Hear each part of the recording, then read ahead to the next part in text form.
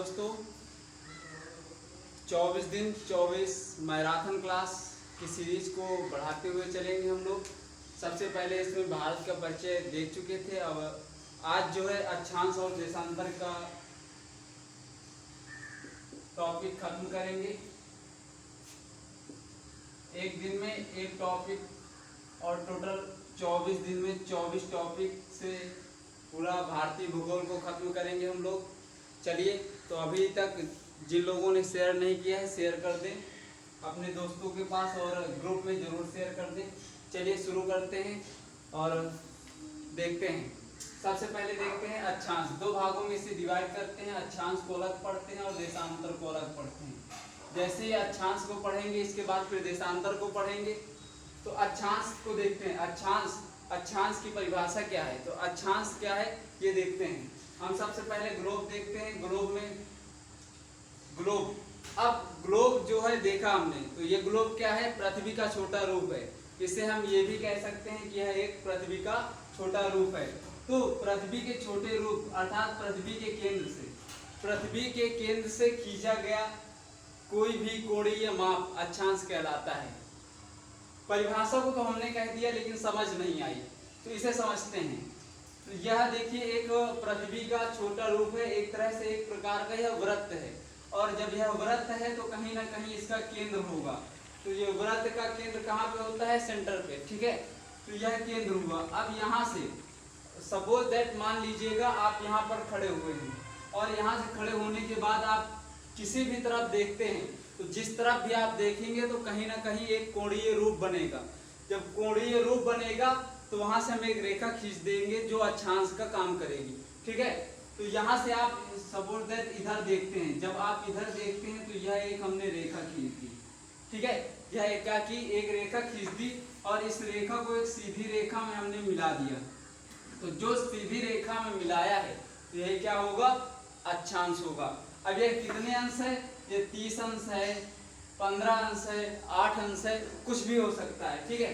तो ये जो है यहाँ से हम जैसी ही रेखा खींचते हैं तो वो क्या हुआ, एक कोणीय माप हो गई। जबकि केंद्र की सीधी रेखा देखें तो ये होती है केंद्र की सीधी रेखा।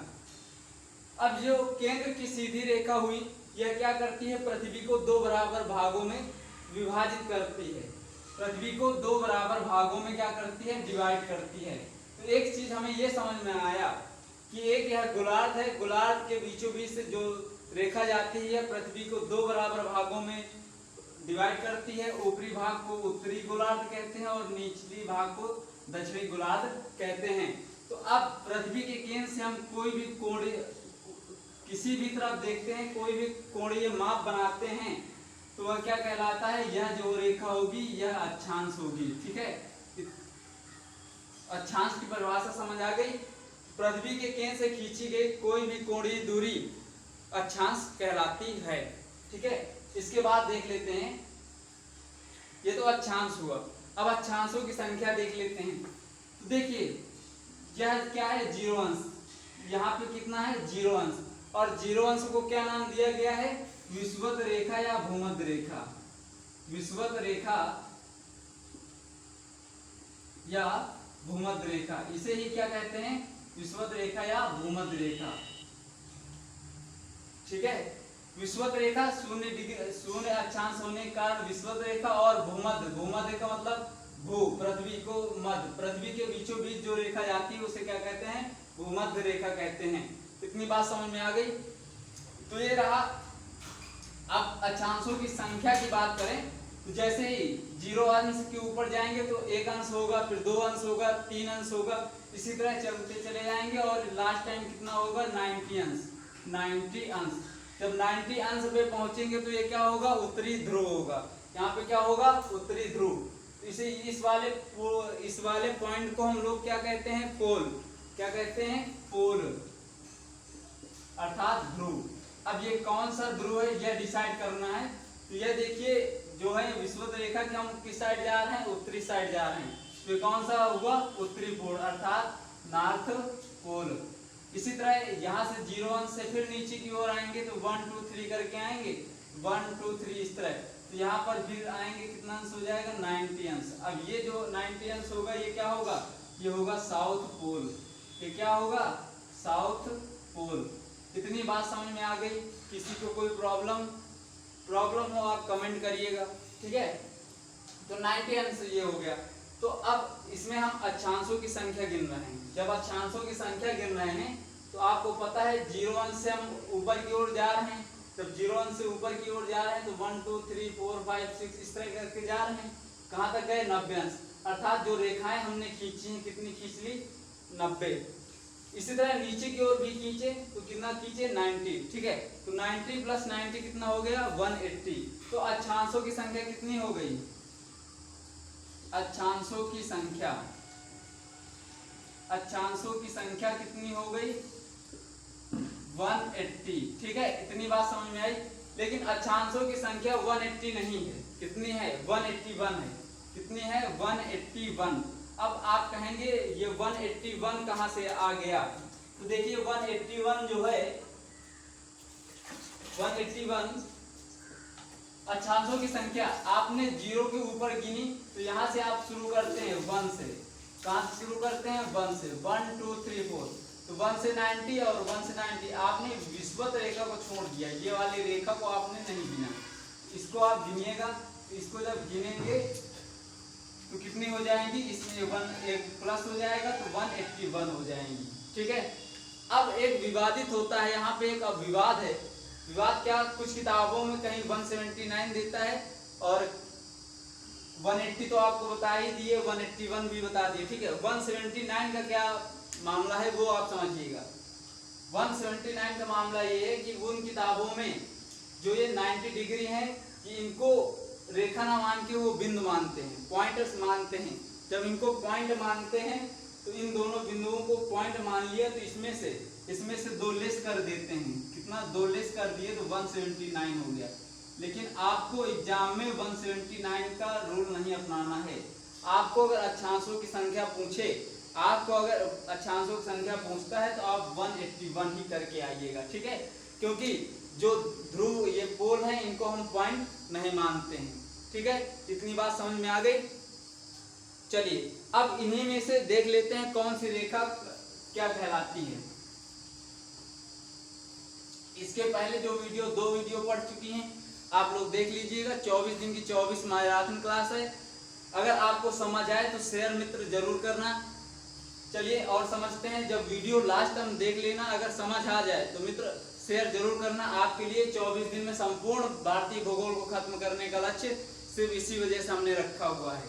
चलिए ये हमने बना दिया ग्लोब, ठीक है। ग्लोब क्या है? ग्लोब पृथ्वी का एक छोटा सा रूप है, ठीक है। छोटा रूप हम लोग बना लेते हैं। इसके बाद ये बीचों बीच से जो होकर रेखा गुजरती है ये कितना है? 0 अक्षांश। और यह 0 अक्षांश पे है, इस कारण से इसे विषुवत रेखा कहते हैं। और यह पृथ्वी को 2 बराबर भागों में बांटती है। पृथ्वी को 2 बराबर भाग में बांटने के कारण ही इसे क्या कहते हैं? भूमध्य रेखा कहते हैं। इसे क्या कहते हैं? भूमध्य रेखा कहते हैं। अब इसके बाद 0 अक्षांश से जब आप ऊपर की ओर जाएंगे, तो 23.5 अंश जाने पर 23.5 अंश पे जाने पे क्या होता है? एक रेखा गुजरती है जो क्या कहलाती है? कर्क रेखा।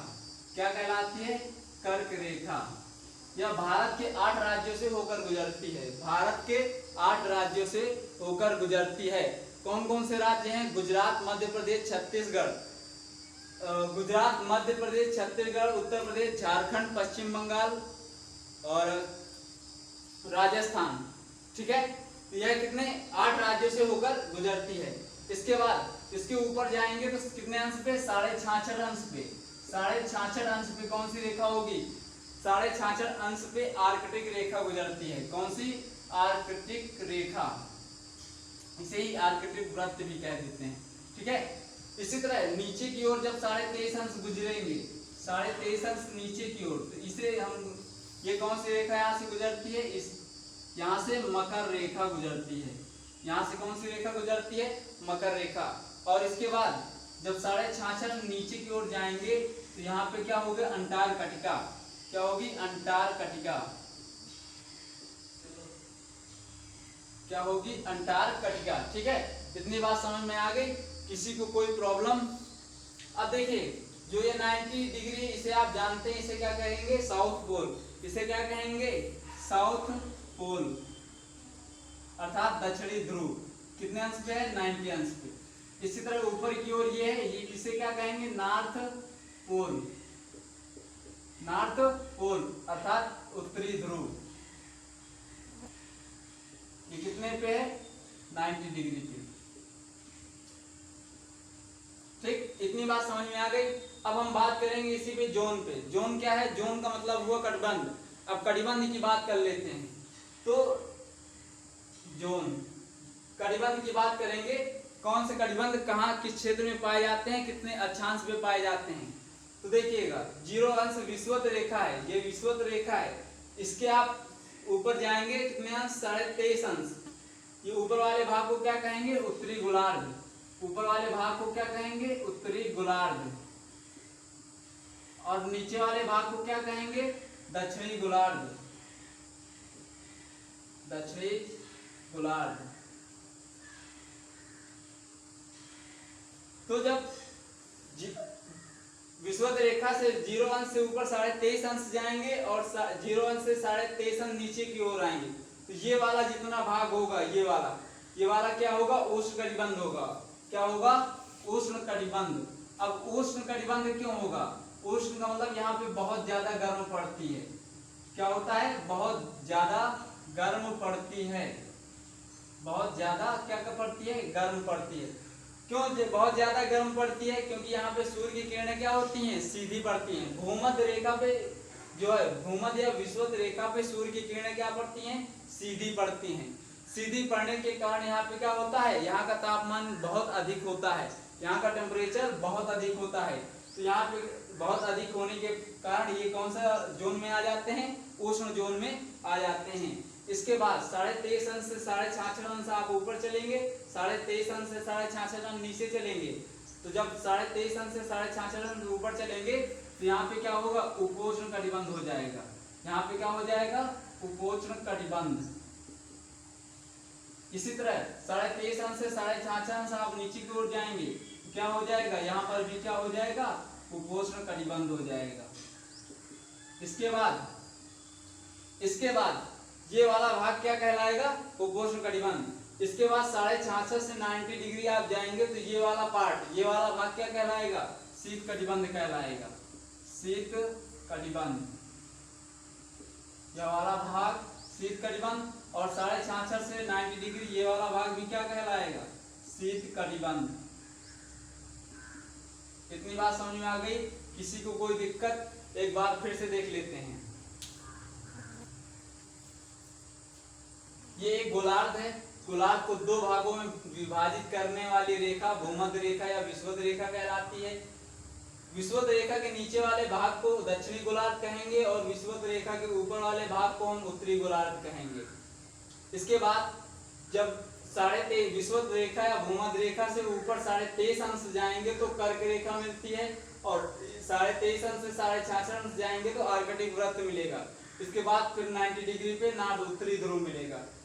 इसके बाद 0 अंश से नीचे आएंगे 23.5 अंश तो मकर रेखा मिलेगी, और 23.5 अंश से 66.5 अंश आएंगे तो अंटार्कटिका मिलेगा। इसके बाद 90 पे साउथ पोल दक्षिणी ध्रुव मिलेगा। अब बात करते हैं जोन। जोन का मतलब कटिबंध। तो 0 अंश से 23.5 अंश उत्तर की ओर और 23.5 अंश दक्षिण की ओर जाने पे कौन सा भाग मिलेगा, उष्ण कटिबंध। यहाँ का तापमान बहुत ही गर्म होगा। क्यों गर्म होगा, क्योंकि सूर्य की किरणें इस रेखा पर सीधी पड़ती हैं। इसके बाद 23.5 अंश से 66.5 अंश जाएंगे तो क्या होगा, उपोष्ण कटिबंध मिलेगा। इसी तरह नीचे की ओर दक्षिण की ओर जाएंगे तो 23.5 अंश से 66.5 अंश क्या मिलेगा, उपोष्ण कटिबंध मिलेगा। इसके बाद 66.5 से 90 अंश शीत कटिबंध और 66.5 से 90 अंश शीत कटिबंध। ठीक, इतनी बात समझ में आ गई। किसी कोई प्रॉब्लम हो तो कमेंट कर सकता है। इसके बाद महाद्वीपों की बात करेंगे हम। इसके बाद महाद्वीपों की बात करते हैं। देखिए महाद्वीप की जो संख्या वो कितनी है, 7। अब महाद्वीप में हमें ये पता करना है कि कौन सी रेखा कहाँ से गुजरती है। आर्कटिक वृत्त, मकर रेखा और कर्क रेखा किन किन द्वीपों में पाई जाती है, तो ये देख लेते हैं।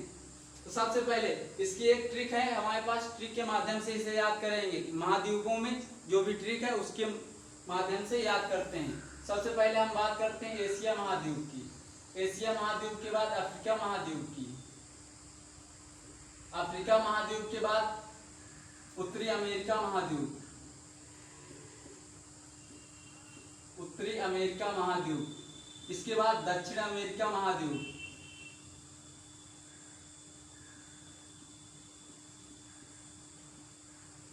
इसके बाद यूरोप महाद्वीप और यूरोप के बाद अफ्रीका, ऑस्ट्रेलिया,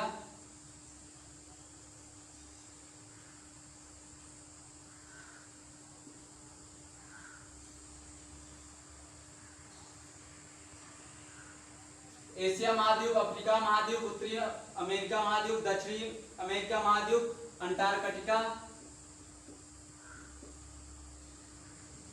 यूरोप और ऑस्ट्रेलिया। तो ये हमारे कितने द्वीप हो गए? 7 द्वीप, 7 महाद्वीप हो गए। ठीक है, ये 7 महाद्वीप हो गए। अब इन पे कौन सी रेखा कहाँ गुजरती है, ये क्वेश्चन बनता है, तो वो देखते हैं। तो देखिए आप इस तरह लिख लीजिएगा। ठीक है, इसके बाद अंटार्कटिका से कोई भी रेखा नहीं जाती है, इतना आप इसको काट दीजिएगा। अंटार्कटिका से कोई भी रेखा नहीं जाती है। इसके बाद यहाँ पे लिखिएगा आम, इस तरह करके। ठीक, इसके बाद यहां से लिखिएगा कवि आगे की तरफ, फिर कवि इसके सामने कवि, फिर एक कवि नीचे की ओर। इतनी बात समझ में आ गई। इसके बाद आम आपको सब सारे जगह लिखना है।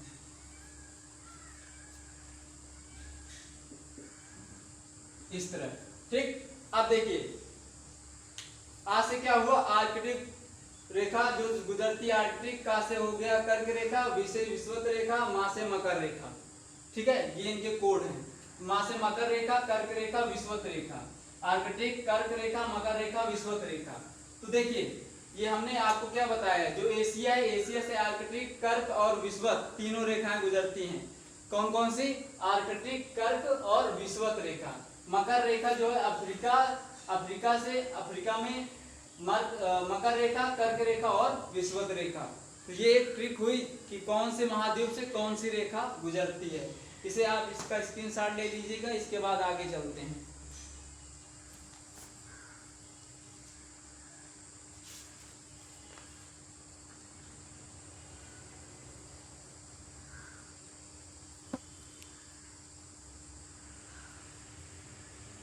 चलिए अब इसके बाद देखिए अक्षांश और तापमान में अंतर, ये हम इसका डिफरेंस देख लेते हैं। इसके बाद फिर चलते हैं देशांतर की ओर।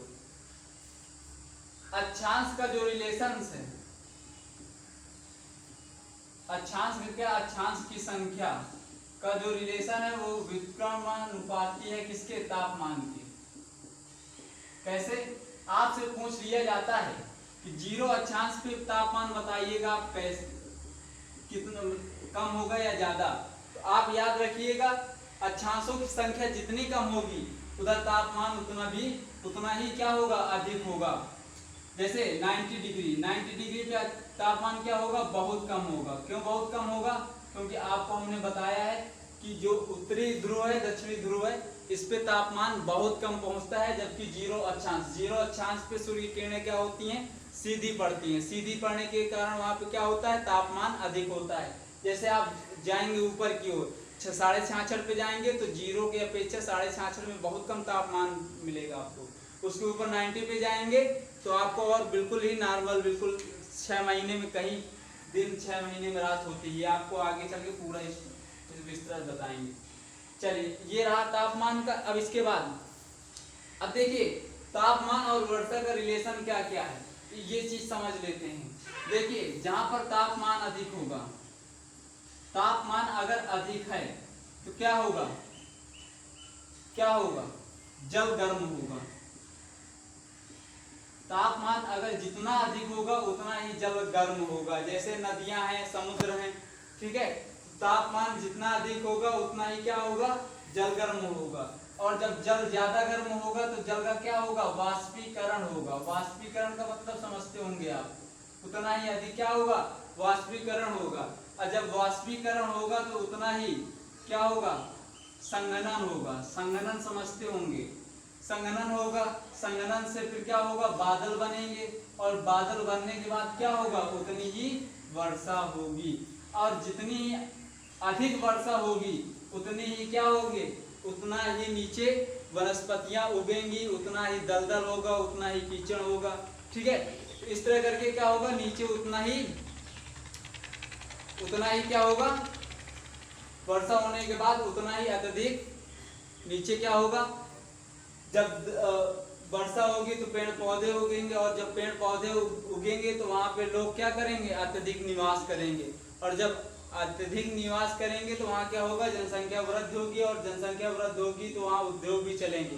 ठीक है, तो क्वेश्चन पूछा कैसे जाता है कि तापमान किस अक्षांश पे सबसे ज्यादा जनसंख्या निवास करती है, तो उष्णकटिबंध पे। ठीक है, 0 से 23.5 अंश। ठीक, इतनी बात समझ में आ गई। चलिए अब देशांतर की ओर चलते हैं। आपको अक्षांश बहुत अच्छे से समझ आया होगा। अगर कहीं भी आपको दिक्कत है तो आप कमेंट करिएगा, और दोस्तों के साथ जरूर शेयर करिएगा, ग्रुप में भी डालिएगा। ठीक है, आपका ही सहयोग हमें बेहद अच्छा लगेगा, और आपके लिए 24 दिन की 24 मैराथन क्लास के साथ साथ आपको बहुत सारी किताबों को हम 24 दिन की marathon class RS Agarwal math की लेकर आएंगे बहुत ही जल्द। एक दिन में एक टॉपिक कवर करेंगे, तो आप लोगों का जो समर्थन है बहुत अच्छे से मिलना चाहिए, ये मुझे काफ़ी अपेक्षा है कि आप लोग हमारा समर्थन भी करेंगे। चलिए अब देशांतर देखते हैं, देशांतर क्या है। तो देखिए, देशांतर की दो परिभाषा है। परिभाषा को हम रटेंगे नहीं, सिर्फ समझेंगे। कैसे कि एक ऐसी रेखा जो या पृथ्वी है या ग्लोब, कुछ भी समझ लीजिएगा, एक ऐसी रेखा जो पृथ्वी को लंबवत 2 बराबर भागों में विभाजित कर देती है, उसे प्रधान याम्योत्तर रेखा कहते हैं। तो देशांतर रेखा को बीचों बीच गुजरने वाली रेखा को उस तरह, उसमें विषुवत रेखा या भूमध्य रेखा कह रहे थे, इसमें जो है हम कहेंगे प्रधान याम्योत्तर रेखा। ठीक है, तो पृथ्वी को 2 बराबर भागों में किस तरह लंबवत 2 बराबर भागों में डिवाइड कर रही है, विभाजित कर रही है, तो ये क्या है, ये याम्योत्तर रेखा है। ठीक है, तो एक तो ये परिभाषा हो गई। दूसरी परिभाषा ये है कि आपको पता है, हमने ये सारा कुछ बताया है, यहाँ से बीच से जो गुजरती है वो अक्षांश विषुवत रेखा कहलाती है। यहाँ पे क्या होता है, 90 अंश पे उत्तरी ध्रुव है, 90 अंश पे दक्षिणी ध्रुव है, ये आपको बताया है ना। तो जब 90 अंश उत्तरी ध्रुव को दक्षिणी ध्रुव से मिलाने वाली वृत्ताकार रेखाएं, एक तो ये प्रधान याम्योत्तर रेखा हो गई। अब इसके बाद जो भी रेखा मिलेंगी हल्का क्या होंगी, घूमी हुई होंगी। तो जो वृत्ताकार रेखाएं होंगी तो ये क्या कहलाती है, यही तो देशांतर है। तो हम ये कह सकते हैं कि उत्तरी ध्रुव से दक्षिणी ध्रुव को मिलाने वाली वृत्ताकार रेखाएं क्या कहलाती हैं, देशांतर कहलाती हैं। दो परिभाषाएं आपको बताई, शायद समझ में अच्छी तरह से आई होंगी। पहली रेखा हमने बताया कि पृथ्वी को लंबवत 2 बराबर भागों में ऐसे खींचा, एक भाग ये हो गया, एक भाग ये हो गया। तो पृथ्वी को 2 बराबर भागों में बांटने वाली लंबवत रूप से जो रेखा खींची जाती है वह प्रधान याम्योत्तर या देशांतर रेखा कहते हैं। इसके बाद दूसरा, उत्तरी ध्रुव को दक्षिणी ध्रुव से मिलाने वाली वृत्ताकार रेखा, उत्तरी ध्रुव को दक्षिणी ध्रुव से वृत्ताकार मिलाने वाली रेखा देशांतर रेखा कहलाती है। इतनी बात आपको बहुत अच्छे से समझ में आई होगी। ठीक है, तो ये रहा आपको। अब देखिए, एक तो ये हो गई, दूसरी अब इनकी देशांतरों की संख्या की बात की जाए तो देशांतर की जो संख्या है वो कितनी है, देशांतर की संख्या, ये जो बीचों बीच से जा रही है सीधी है, ये कितने अंश पे है, ये 0 देशांतर पे, 0 देशांतर पे, 90 अंश तो उसका है, अक्षांश का। ये जो बीचों बीच से जा रही है कितने पे, 0 देशांतर पे। अब इधर चलेंगे 1 2 3 4 इस तरह चलते चलेंगे। ठीक है, तो इधर ये कितने खींचेगी, 180 अंश, और इधर कितने, 180 अंश। ये जो खींचेगी कितने अंश तक, 180। 180 इधर रेखाएं, 180 इधर रेखाएं। इसको और इस तरह समझ लेते हैं। ये हमने खींचा, ये बीच वाली जीरो प्रधान या मयोत्तर रेखा खींच दिया। अब इसके बाद 180 इधर देशांतर रेखाएं होंगी, 180 इधर देशांतर रेखाएं होंगी। टोटल कितनी हो गई? आप कहेंगे 361। वो कैसे कहेंगे? 180 अंश ये, 180 अंश ये और एक ये रेखा, तो कितनी आपके अनुसार कितनी हो रही हैं? 361। जो यह क्या है? गलत है। अब समझिएगा क्यों गलत है, क्योंकि यहाँ पे सिर्फ 360 देशांतर रेखाएं हैं। देशांतरों की संख्या कितनी है? 360। कैसे? हमने ये आपको समझाया, ये जब इसको फोल्ड करेंगे, इसको जब मोड़ देंगे तो ये एक ही रेखा होगी। कितनी होगी? एक ही रेखा होगी, क्योंकि ये जब ये वाली रेखा ऐसे फोल्ड मुड़ जाती है तो एक ही रेखा हो जाएगी। ये ईस्ट है और ये वेस्ट है, तो जब ये पूर्व और पश्चिम की रेखा ये जैसे ऐसे मोड़ देंगे तो सिर्फ एक रेखा हो जाएगी। इसको हमने इसमें 2 बार काउंट किया है, और जब इसको मोड़ देंगे तो सिर्फ एक ही बार काउंट होगी, तो यहाँ पे 360 ही देशांतर रेखा होगी। कितनी बात समझ में आ गई आपको? कोई प्रॉब्लम हो तो बताइएगा, ठीक है। चलिए, अब देशांतर की जो बीच की दूरी होती है कितनी होती है? 111 किलोमीटर। देशांतर, 2 देशांतरों के बीच की दूरी। चलिए एक बात समझ लेते हैं। आपसे पहले पूछते हैं कि 2 देशांतरों के बीच की दूरी कितनी होती है? आप कहेंगे 111 किलोमीटर, ठीक है। आपका भी कहना सही है, लेकिन हमारे अनुसार गलत है। कैसे? ये देख लेते हैं। तो जब आप कह रहे हैं, हमने पूछा आपसे, ये 0 अंश है और ये 1 अंश है, ठीक है, 0 अंश और 1 अंश। हमने पूछा 2 देशांतरों के बीच की दूरी कितनी है, तो आपने बताया कि 2 देशांतरों के बीच की दूरी 111 किलोमीटर है, ठीक है। तो चलिए, ये गलत है। क्यों गलत है? क्योंकि 0 अंश और 1 अंश के बीच की दूरी आप बता रहे हैं 111 किलोमीटर है, ये सही है। लेकिन हमने पूछा 2 देशांतर के बीच, हम तो 2 देशांतर 0 अंश और 3 अंश के बीच पूछ लिया, तब क्या करेंगे आप? तब भी तो आप 111 किलोमीटर बता रहे हैं कि आप भाई 0 अंश और दूसरी रेखा 3 अंश, इसके बीच की दूरी 111 किलोमीटर। ये गलत है, तो इसको याद रखिएगा। दो क्रमागत अक्षांशों के बीच की दूरी 111 किलोमीटर होगी। समझ में आ रहा होगा आपको? 2 क्रमागत, 0 के बाद 1 के बाद अब यहाँ पे 3 के बीच की दूरी 111 नहीं होगी, यहाँ 2 होगा, तब उनके बीच 100 दूरी होगी। अगर 3 कर देंगे तो यहाँ पे 2 का गुणा कर देंगे, 222 किलोमीटर हो जाएगा, ठीक है, 222 किलोमीटर। इतनी बात समझ में आई? तो कहने का तात्पर्य ये है कि 2 क्रमागत देशांतरों के बीच की दूरी कितनी होती है, ये देख लेते हैं। इसको लिख देते हैं। 2 क्रमागत देशांतर के बीच की दूरी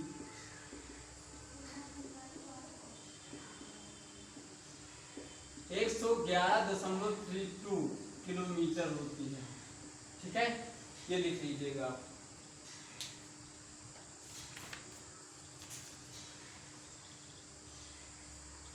इसके बाद चलिए अब अगला देख लेते हैं, समय, क्योंकि समय को निकालना बहुत जरूरी है।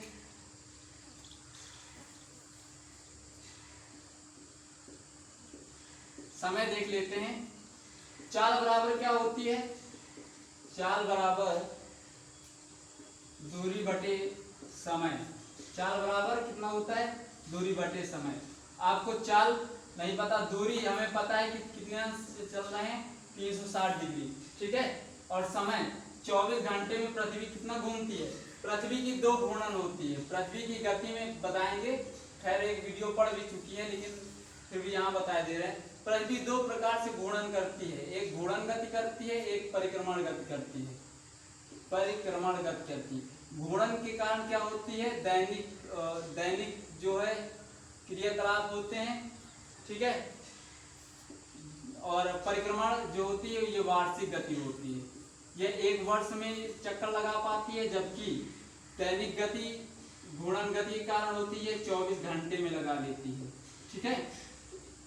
तो दूरी देखें तो पृथ्वी एक दिन में कितना घूम जाती है? 360 अंश। 360 अंश और कितने समय में एक दिन में कितना घंटा होता है, 24 घंटे होते हैं, एक दिन रात, ठीक है, 24 घंटे में। अब इसको देखो, ये घंटा में लिखा हुआ है, हम यहाँ पे चाल निकालना है, ठीक है, घंटा। अब घंटे को हमको किसमें कन्वर्ट करना है, मिनट में। तो मिनट में कन्वर्ट करने के लिए कितने को गुणा कर देंगे, 60 का। जब 60 का गुणा कर देंगे तो कट जाएगा, कितनी बार, 6 चौक 24, 1/4, ये कितना आ गया, 1/4 मिनट, 1 अंश बटे 4 मिनट। अर्थात हम कह सकते हैं एक अंश में पृथ्वी कितना घूमती है, 4 मिनट। 4 मिनट में कितना घूमती है, एक अंश, ठीक है, इतनी बात समझ में आई। तो 4 मिनट में पृथ्वी कितना घूमती है, एक अंश, इतनी बात समझ में आ गई। और पृथ्वी का जो पृथ्वी की, अब देखो देशांतर हम क्यों पढ़ते हैं, क्योंकि समय और स्थिति जानने के लिए। किस वजह से पढ़ते हैं, समय और स्थिति जानने के लिए। तो भारत का मानक समय कितना है, 82.5 अंश। अगर हम कहें 82.5 अंश है, तो आप इससे क्या निकालिएगा, समय निकाल के बताइएगा कि लंदन से भारत का समय कितना अधिक है। तो क्या आप निकाल सकते हैं, बिल्कुल निकाल सकते हैं। क्यों, कैसे, क्योंकि भारत को जो मानक समय है कितना है, 82.5 अंश है, और हमें पता है कि एक अंश में कितने मिनट होते हैं, 4 मिनट। तो 82.5 अंश को अगर आप 4 मिनट से गुणा करा दें, किससे, 4 मिनट से गुणा करा दें, तो यह क्या होगा, निकल आएगा 4 मिनट से, ठीक है। तो ये कितना हो गया, 165/2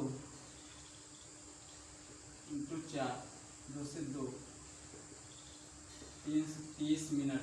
330 मिनट का मतलब क्या हुआ, 5.5 घंटे, 5 घंटे 30 मिनट। तो लंदन से भारत समय कितना आगे है, 5.5